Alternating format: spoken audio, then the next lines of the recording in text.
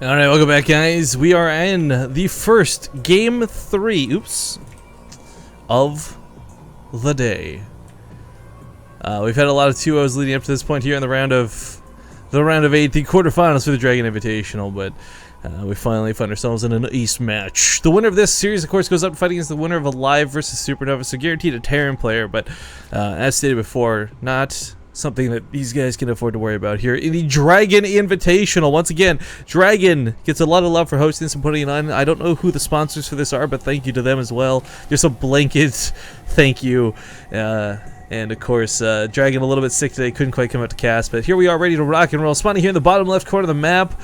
He is currently teamless, I believe, unless he's one of the crazy people. There's been a lot of team changes and random pickups, MVP, Prime, I don't know, but I believe he's teamless. Currently standing here in the bottom left corner of the map, Ragnarok. We actually had we had a subscriber recently named Ragnarok as well, so if he's listening, if you watch this VOD, man, this is the sly wink. Of course, he's from Norway, though, I believe. Yeah, I probably messed it up. Anyways, top right corner of the map, as I mutter to myself here, from my insanity, it's going to be the blue Protoss Stardust, who, as we see with a forge opening, not at all surprised to see. But Ragnarok, once again with the spawning pool opening of his own and not a quick hatchery, should be able to comfortably move into this game. It is a little bit kind of crazy to consider, though, that you know, the game he goes hatch first on, the game he actually gets cannon rushed on, he wins. But the game he goes prepared for the cannons, the game he actually doesn't take any damage from them whatsoever, gets a quick third, is the one he loses. I don't know, kind of scary thought. Not for not to take anything away from the way he plays, because Ragnarok plays fantastic, but it's just scary to consider, like, that's Stardust, like, question mark, like, okay, like, that's how good he is at the game, guys. It's been talked about over and over and over again, like the whole cheese thing, this and that, but he's shown us before you can play a different style of game. We still saw a bit of an all-in through that game, but I would love if Game 3 ended up being some sort of sick macro game, you know, Swarmhouse, Colossus, because I'm dirty and disgusting like that, Carriers, Broodlords, whatever, you know, just get some craziness going. But a third hatchery comes down here pretty quickly at a Ragnarok. Stardust in the middle of the map, will lose his probe, First Blood. And looks like the income charts are working, albeit temporarily. This is kind of what we were talking about before, though. You know, until that larva inject mechanic comes out with the queens, Protoss are just so good with that early game economy, guys. Like, you just get so many probes out so quickly through Chrono Boost. But with the queens on the way and these third hatcheries finishing up here, as soon as he starts putting those injects to work, we're going to see the drones start overtaking the probes. Now, one of the key things about last game, actually, visiting back on that topic for a moment, was, you know, Ragnarok was fighting against Stardust crazy all-in with such a small handful of units. And this wasn't because of any consequence of, like, him playing the game poorly, but I think he, if I'm not mistaken, had like 68 drones, 62 drones, somewhere around that number. If you got 4 bases up and running, you definitely want to be floating around 70 to 80 if you can. Yeah, you'll have a smaller army supply as a consequence, but you have so much more money to work with. That's what gives you the ability to do things like throw down spine crawlers or produce extra queens or just mass produce. That wasn't the case for last game, though, not in the slightest. And Ling's getting picked off here, trying to get in for that scout. Stardust is going to be opening with a Stargate as well. So, most likely an Oracle. But, because it's game 3 and I was hoping for the macro game, my fingers will be crossed that we see Phoenix.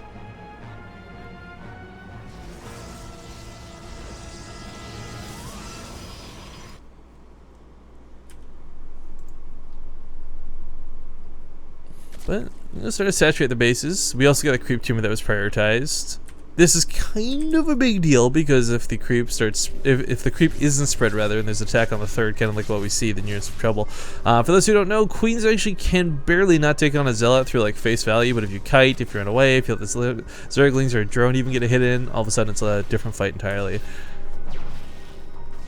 Oh. Gonna lose an Overlord. That kind of sucks. Supply blocks him, but 3 more on the way, so not the end of the world for Ragnarok, but definitely annoying. Injects are looking good so far on the hatcheries. Queen's not floating too much energy. And Ragnarok's not going too gas heavy, but he is just taking double gas at the natural. I like that he's got the Spore Car coming down, as he did see the Stargate.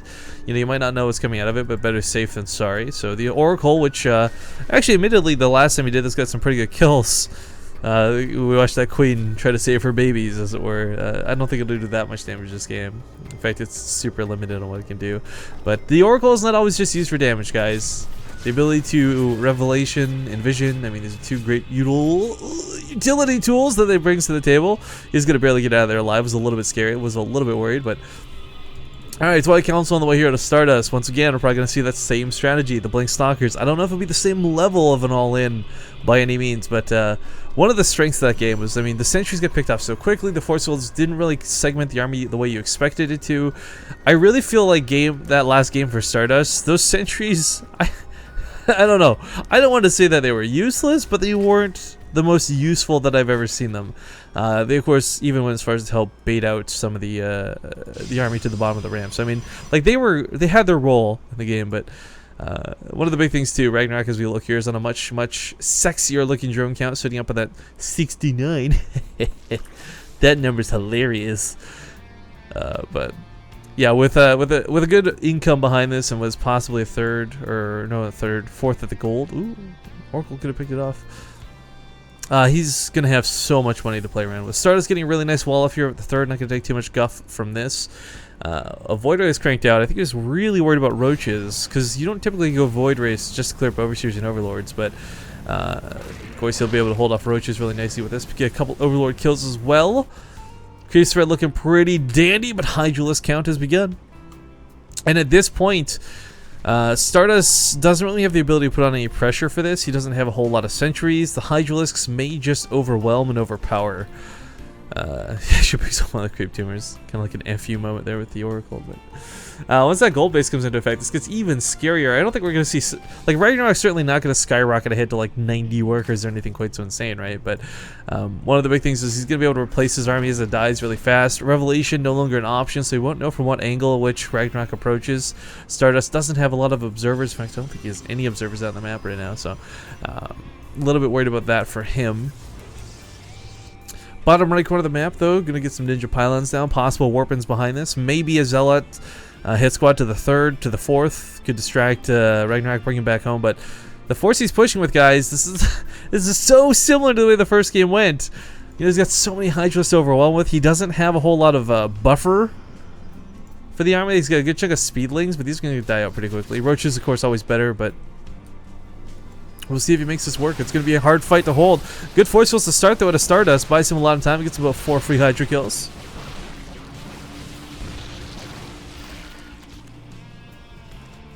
But that gold base is mining, baby. That gold base is fully under swing. Infestation pit on the way. I was hoping last time it'd be Swarm Host because I'm disgusting. Maybe it was going to be Fungal Growth, but this time it will probably once again be for that Hive Tech that we saw. Hive Tech, by the way, leads into Vipers, which leads into Blinding Clouds, which means Stalkers, you get to blink away or into the clutches of a lot of Hydras. But this is where the gold base, I was kind of thinking it would start coming to effect, and you maybe start throwing out some Static D, get some Spine Crawlers up. You know, I always try and combine Spine Crawler and Spore Crawler, and I just end up sounding Australian. Some Spine Crawlers, yeah, mate. Good eye. Some spines all over that base. Anyways, bad accents aside, he does all that small harass off. But Spore Car coming in really needs to get a couple spines. There's going to be more Zealots behind this guaranteed. Ragnarok also playing incredibly Ling heavy, which, I don't know, not bad, but he doesn't really have any upgrades in them. So they're just kind of cannon fodder. A lot of really cheap, fast cannon fodder. But attacking into this base, we'll take down these gateways really quickly. This will cut into the production of Stardust. But there's no need to commit, and Ragnarok, of course, does have to fear those force fields. A couple good choke points here. Yeah, a lot of Lings are going to go down here. Man, it sucks watching them just like walk into a wall. He probably could have actually torn down that gateway, but instead focused on the Nexus. So Ragnarok right now embracing his inner Polt, going to go for that snipe. Can take the army head on, though, because here's the thing for Stardust, right? Like, he is fighting into his own choke. Ling's actually running around the back end of this, force a blink back on the Stalkers. Going to get on top of the force fields. There's actually no more sentries left at this point. And he could finish off this Nexus. Should be able to finish off the Nexus, possibly disengage. Yeah, this was really not a bad fight for Ragnarok in the slightest. On the retreat, might bleed out a couple units due to the blink, so it might be better off just stand his ground and fight as hard as he can. But taking down that third from Stardust is going to really lead into the bleeding out of his economy, so to speak. Ragnarok just trying to fight. There we go. Turns and fight. A couple more reinforcements on the way. A lot of Blink Stalkers in pursuit, though.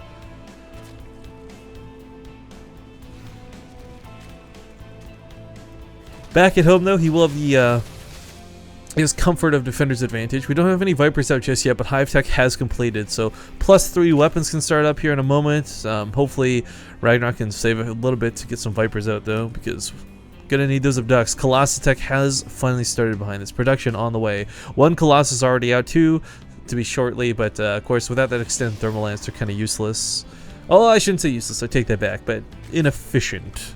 Better way to phrase it, I think.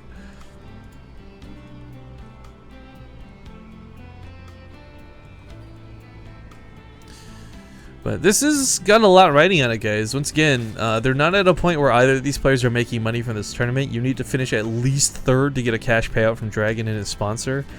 So, as stands in the round of 8, not enough. Semifinals even is barely enough because you'll have to wait a little bit longer. And with $2,000 floating around for this tournament, it's kind of like a monthly finals. You play a couple best of 3s over the course of like 4 days. I mean, shit, that's a lot of money. But the Viper's got enough energy for an abduct. I like that. I like that Ragnarok took care to do this, by the way, too. He could have sat there and consumed longer, but if you got 200 energy on a Viper, feedback goes down, it dies. If you got 100 energy on a Viper, feedback goes down, it actually lives to see another day, possibly. But there's no feedbacks to worry about here. This army coming in full swing. Not sure if it'll be for abducts or if it'll be for blinding claws, but he is going to get sandwiched in here. And Ragnarok is not Protoss. I know. Thanks, Captain Obvious. He doesn't have a recall to get out of here safely, so the last thing, of course, he wants to do is give away this army for free. He's going to have to take a good fight with it. Will abduct the first Colossus. Goes for the second one here, really greedy. Third one's still standing. He doesn't have the energy for another one, but the Force Field's holding strong here. Or not Force Field's, rather Guardian Shield's helping out a lot to reduce the DPS from these Hydras, but still, the Hydra DPS is good. Chargeless from behind actually can get some good connects. Stardust on 2 weapon upgrades himself. Should be able to clean this up. Should be able to hold this, but it does cost him a majority of his army. The key thing, too, was losing those Colossus. Lots of Blinkstalkers also fall with this going on. We just don't see the micro control here coming out of Stardust, but at the end of the day, both players wipe each other's army. I think Stardust technically comes out ahead because he has units still standing, but Ragnarok's got a bank to work with. That Remax is coming in strong.